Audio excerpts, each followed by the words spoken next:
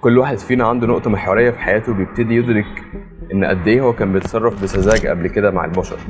أغلبنا بيعدي بالنقطة دي كتير قوي في حياته، بيبتدي يقول أنا السنة دي غير السنة اللي فاتت، أنا السنة اللي فاتت كنت ساذج أكتر من السنة دي، أنا السنة دي كنت ساذج أكتر من السنة اللي جاية. بس ففي الفيديو ده أنا هختصر عليك 10 سنين وأحط لك النقط على الحروف عشان تعرف تتعامل مع البشر بشكل أحسن، وأحط لك فريم ورك أو موديل بحيث الموضوع يكون في دماغك منظم اكتر من كده. بس خليك معايا لحد الاخر عشان اخر حاجتين في الفيديو هم اهم حاجتين في الفيديو كله، اللي من غيرهم الفيديو ده مش هتعرف تستعمله كويس ولا هتعرف تطبقه على حياتك، وهيبقى فيديو عادي انت شفت معلومتين وخلصته وخلاص. اول حاجه عشان يبقى عندك ذكاء اجتماعي كويس لازم تبقى فاهم اساليب التلاعب اللي الناس ممكن يستعملوها معاك، وعشان كده انا هكفر اساليب التلاعب الاكثر شيوعا اللي الناس بيتعاملوا معاك بيها او انت ممكن تكون بتعملهم عادي.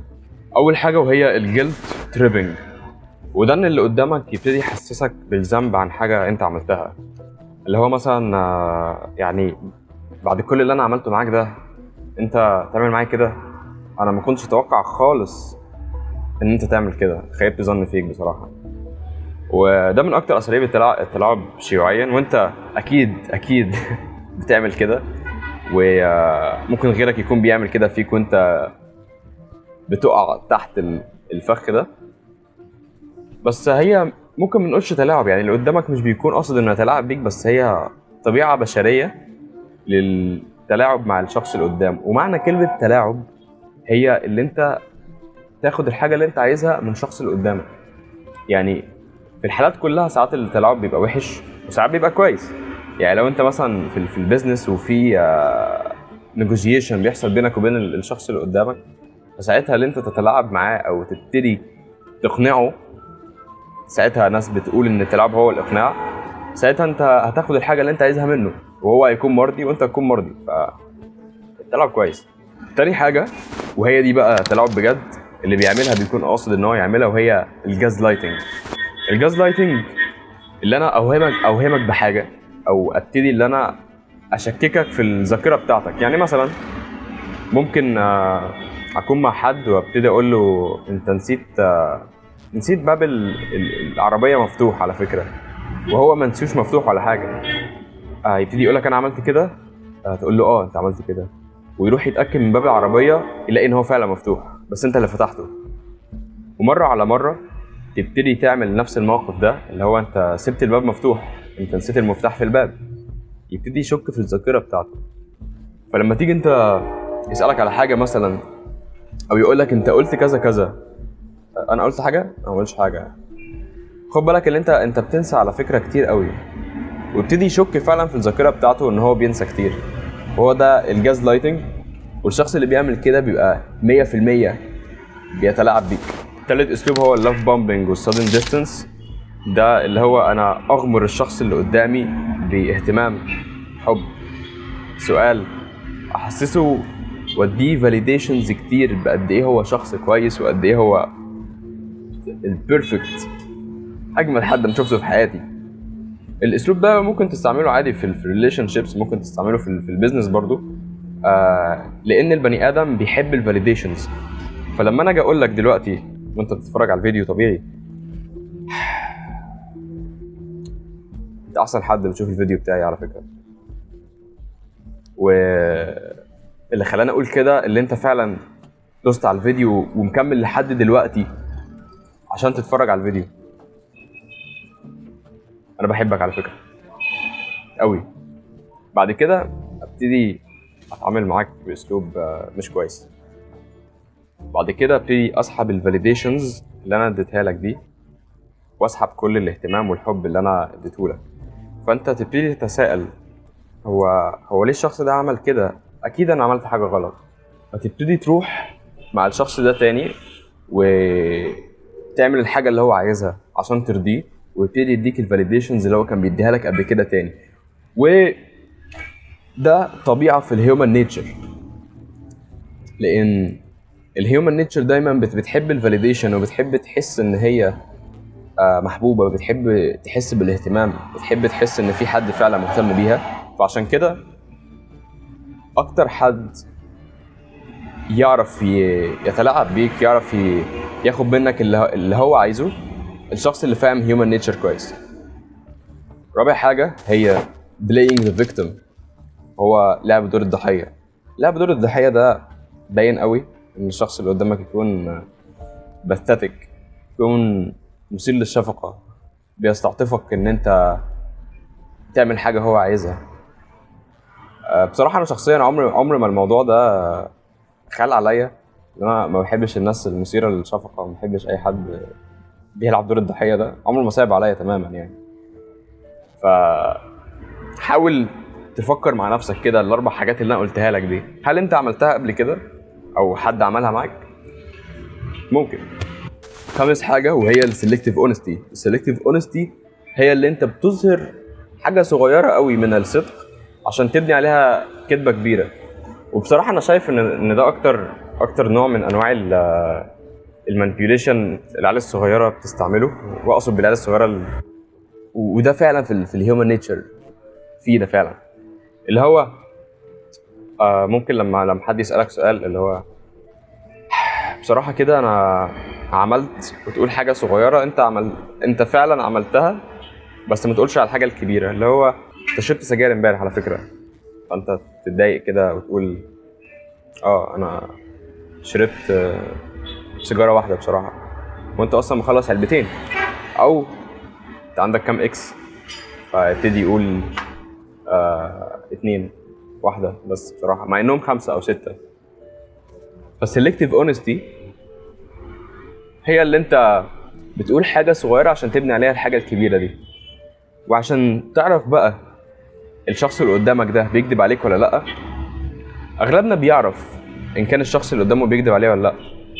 عشان كده لازم يبقى عندك البيزكس بتاعت لغه الجسد.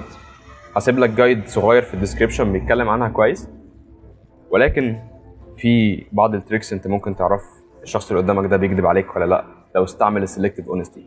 واول حاجه هو ممكن يكون بيافويد الاي كونتاكت، اللي هو مش بيبص في عينك خالص، او ممكن يكون بيبص بيستير زي ما انا ببص كده في عينك دلوقتي، اللي هو على فكره انا ما بكذبش، بص بتفرج عليك اهو. وحاجه تانية ان الشخص اللي بيكذب دايما بينسى الكذبه اللي هو قالها، يعني بيقعد يختلق ويألف حاجات كتير قوي. فلو جيت بعد فتره سألته على نفس الحاجه او سألته على تفصيله، هيبتدي يقول حاجه تانية خالص. لو انت ما جيتش ليه معايا الاسبوع اللي فات مش عارف فين، هيقول لك ان انا والله كان عندي تمرين. تساله الاسبوع الجاي يقول لك ان هو كان عنده كورس مثلا. فده شخص كذاب. او في وسط ما هو بيكذب تستعمل معاه اسلوب الصمت العقابي، اللي هو كمل، هو عمال يتكلم وانت ساكت، فضلت ساكت، فهو اتوتر وابتدى ان هو يكمل تأليف. طول ما انت ساكت هو عمال يتكلم، فباين قوي ان هو بيكذب. دلوقتي انا كلمتك بما فيه الكفايه من وجهه نظري عن اساليب المانيبيوليشن والناس اللي حواليك ممكن يكونوا بيتعاملوا معاك ازاي عشان تبتدي تاخد حذرك من التعامل معاهم. دلوقتي انا محتاج اكلمك عن نفسك شويه، محتاج اكلمك عن الطريقه اللي انت بتتعامل بيها مع الناس عامله ازاي. لان احيانا بجد ببقى قاعد في وسط ناس كتير، في محاضره، في كورس، في قاعده فيها شباب يعني قاعدين سوا وبتاع، بتلاقي حد بتبص عليه بتحس ان هو سذاجه خام، ساذج قوي بجد. والكلام اللي هقوله لك ده دلوقتي انسبايرد من تجربتي الشخصيه، وانسبايرد بكتاب انا بحبه قوي اسمه The 48 Laws of Power او 48 قانون للقوه. الكتاب ده انا بقراه من وانا في ثانيه اعدادي تقريبا، اتعلمت منه كتير قوي. واول قاعده هقولها لك اللي انا غلطت فيها شخصيا، اللي هو لا تتفوق على اسيادك، لا تتفوق على معلمك. وهو بيتكلم هنا ان انت ما تبقاش فيك الروح اللي انت تشو وتحاول تبين ان انت احسن من الليدر مثلا بتاعك، او اللي انت احسن من المدرس بتاعك، او اللي انت احسن من المدير بتاعك والحاجات دي. انت فعلا ممكن تبقى احسن منه، بس لما انت بتبين ان انت احسن، هو في بوزيشن مش هننكر هو بوزيشن اعلى منك على الورق مثلا. فبالتالي هو ممكن يضايقك قوي، ممكن يسحب منك البوزيشن اللي انت فيه، وممكن يضايقك فعلا. ان انا كان طول عمري شايف ان انا احسن من المدرسين اللي بيشرحوا لي. مش كلهم طبعا، بس معظمهم. يعني مثلا طول عمري كنت شاطر في الماثماتكس، في الفيزيكس. كنت بحبش ان انا اروح الدروس بالذات لما كبرت. كنت فاكر المدرس اللي قدامي عبيط يعني.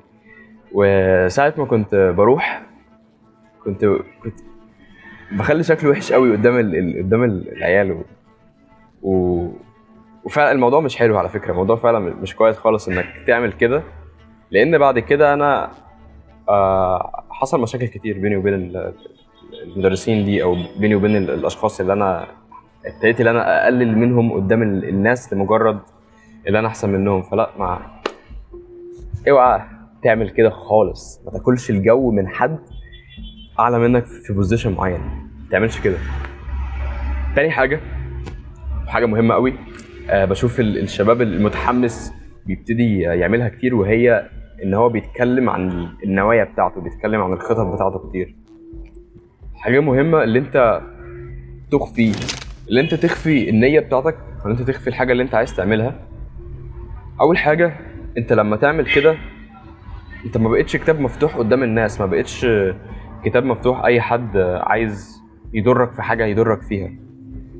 وتالت حاجه، ان انت كده مش بتقلل العزيمه بتاعتك. اللي انت لما تقول انا هعمل كذا، انا هعمل كذا، انا هعمل كذا، لما انت بتقول كده كتير انت دماغك بتبتدي تفتكر ان انت عملت كده، تبتدي تفتكر ان انت حققت الانجاز اللي انت عمال بتقول انك عايز تعمله.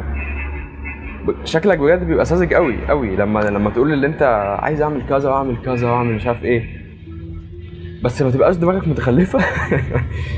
ويجي حد مثلا من اهلك يسالك انت عايز تعمل ايه، تبتدي بقى تعمل كده وتقول له انا بخفي نواياي مش هقول لك. انت كده عبيط. اوعى تعمل كده. وما تروحش عمال على بطال عمال تتكلم على طول كده. تالت حاجة عايز اقولها لك هي اللي انت تسمع اكتر ما تتكلم. ودي نقطة كنت بحسب ان الناس كتير بتعملها، لان انا شخصيا بكسل اتكلم بصراحة. بس مهم قوي اللي انت ما تتكلمش كتير. لما انت بتتكلم كتير دي ثرثرة، اللي هو انت عمال بتتكلم، والحاجة كل ما بتزيد كل ما قيمتها بتقل.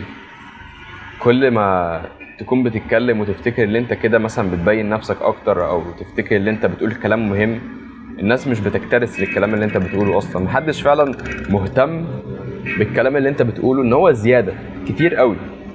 فاحسن من كده اللي انت تقلل الكلام وتقول الكلام المهم بس، وبعد كده subconsciously انت هتعمل كده مع نفسك. اللي هو الشخص ده لما يجي يتكلم تلاقي الناس كلها سكتت، عايزين يسمعوا الشخص ده بيقول ايه، ان هو ما بيتكلمش كتير، وساعة ما بيتكلم بيقول كلام straight to the point direct على طول، ما بيديش يلت يعجن، بيقول اي كلام حشو عشان الناس تفتكر ان هو جامد وخلاص. دول 3 رولز اللي انا بهايلايت الرولز دي في الكتاب كله. الكتاب عبارة عن 48 رول، بس انا بقول لك ال3 اللي فعلا مهمين بالنسبه لي اللي انا اقولهم لك دلوقتي. لان في بعض الرولز ممكن يبقوا عباره عن مانيبيوليشن، في بعض الرولز ممكن يكونوا سياسيين قوي. لو انت شخص محنك في البيزنس، محنك في النيجوشيشن، في التفاوض مع الناس، ساعتها هيكون مهم. لحد دلوقتي انا كلمتك عن الناس اللي حواليك بيتعاملوا معاك ازاي، كلمتك عن انت ممكن تعامل الناس اللي حواليك ازاي. بس اخر حاجتين في الفيديو، لو انت لسه بتشوف لحد هنا ممكن ما تكتبش في الكومنتس خالص ان انت لحد هنا قاعد بتتفرج، لان انت كده شخص الدوبامين بتاعك كويس. اخر حاجتين عايز اقولهم لك، ماشي مش مشكله. اخر حاجتين عايز اقولهم لك ان الكلام اللي انا قلته ده كله هيكون ملوش لازمه، لا مش من غير ما تطبقه، لا لو ما عملتش سيلف ريفليكشن. والسيلف ريفليكشن عباره عن التامل الذاتي. كل الكلام اللي انا قلته لك ده تبتدي تستوعبه، تبتدي تشوف وتفتكر هو امتى في حياتك حصل لك كده. شوف اساليب المانيبيوليشن دي كلها، شوف انت عملت كده امتى وازاي وعملت كده ليه. شوف في اساليب المانيبيوليشن برضو الناس عملوا كده معاك وعملوا كده معاك ليه. شوف، ابتدي خش جوه نفسك كده واستوعب الكلام اللي انا قلته، وشوف هو فعلا ده بيحصل معاك ولا لا. واللي انت تسيلف ريفلكت اي حاجه في حياتك بيخلي منك شخص مميز، بيخلي منك شخص عنده اراء مختلفه. تبتدي تتجرد من نفسك وتشوف الحاجه من منظور ثالث. طب ازاي هشوف الحاجه من منظور ثالث وانا ما عنديش منظور ثالث؟ تبتدي تسال نفسك ليه كذا مره لحد ما توصل للجذر، اللي هو مثلا ممكن انا حاسس ان انا فاشل. ليه؟ عشان ما انجزتش اللي انا كنت عايز انجزه النهارده. ايه اللي انت كنت عايز تنجزه النهارده؟ كنت عايز اذاكر 12 ساعه، كنت عايز اروح الجيم، كنت عايز اتعلم الماني واصور فيديوهات.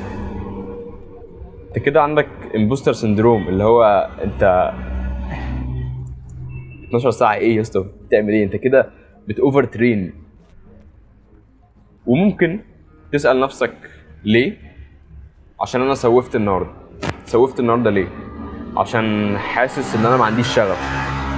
حاسس ان انا ما عنديش شغف ليه؟ بصراحه كده ما بحبش الحاجه اللي انا بعملها. ما بتحبش الحاجه اللي انت بتعملها ليه؟ بصراحه كده انا في كليه مش بحبها قوي. تبتدي بعد كده تسال نفسك هل في حل للموضوع ده؟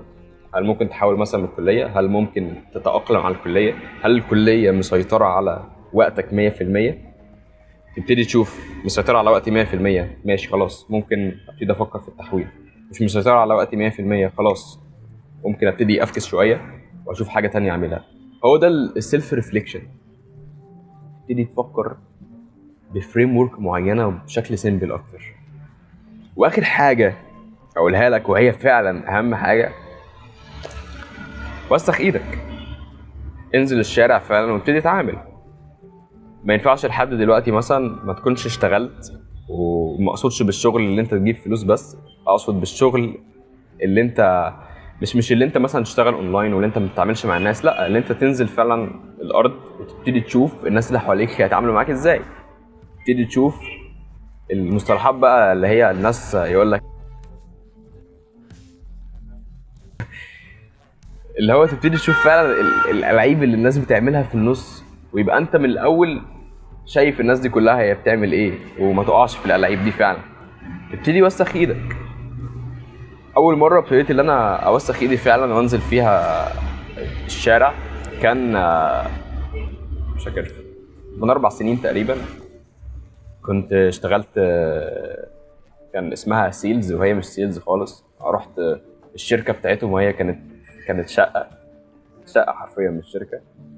ودخلت لقيتهم بيدوني شنطه كده فيها فرش سنان وفيها اقلام في الماستر ماركر وحاجات كده يعني تتباع، وقالوا لي انزل بيعها وهيت التارجت. المهم لما نزلت ابتديت ان انا اخش للمحلات مثلا ابيع لها او ابيع لناس في الشارع. ساعتها فعلا الرهاب الاجتماعي بقى عنده انا، اللي هو ما بقتش اخاف ان انا اخش اتكلم مع حد، ما بقتش بقى عندي ثقه في نفسي زياده، اللي هو بص انا عملت ايه جاي ببيع لك فرشه سنان. فلما اجي اتكلم معاك دلوقتي في موضوع مهم انا عندي الثقه الكافيه وعندي البريفليج ان انا اتكلم معاك في الموضوع ده. وسخ ايدك كويس عشان يبقى عندك خبره كويسه في حياتك، ومتبقاش مقتصر بس على الكليه والبيئه اللي انت فيها. حاول تشوف بيئه حواليك تانية وتبتدي تتعامل مع الناس كويس. ولو انت بتتفرج لحد دلوقتي فمعنى كده ان انت شخص فعلا مهتم بالمحتوى اللي انا بقدمه. ممكن تعمل لي كومنت انت عايز تشوف ايه اكتر، عايزني اكلمك عن ايه، وخش على ديسكورد سيرفر. بس كده، سلام.